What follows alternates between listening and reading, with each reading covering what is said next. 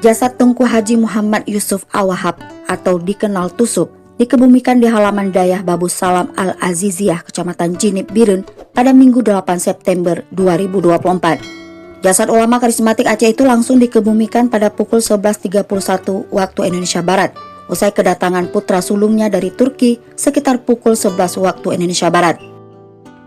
Puluhan ribu jamaah memadati lokasi pemakaman almarhum yang sebelumnya merupakan calon wakil gubernur Aceh mendampingi Bustami Hamzah.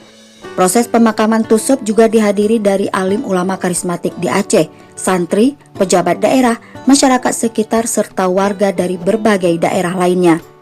Terlihat juga calon gubernur Aceh Muzakir Manaf atau dikenal Mu'alim hadir pada kediaman Tengku Haji Muhammad Yusuf Awahab di Dayah Babus Salam Al-Aziziyah Jinib Biren pada Minggu 8 September 2024. Mu'alim duduk di sudut depan jamaah bersama sejumlah ulama lainnya. Mantan Panglima Gerakan Aceh Merdeka itu terlihat khusyuk tahlilan dan mengirimkan doa untuk almarhum Tusup. Dikabarkan sebelumnya Tusup meninggal dunia pada salah satu rumah sakit di Jakarta, lalu diterbangkan dengan pesawat Garuda dari Jakarta ke Bandara Internasional Sultan Iskandar Muda Aceh Besar pada pukul 16:15 waktu Indonesia Barat kemarin.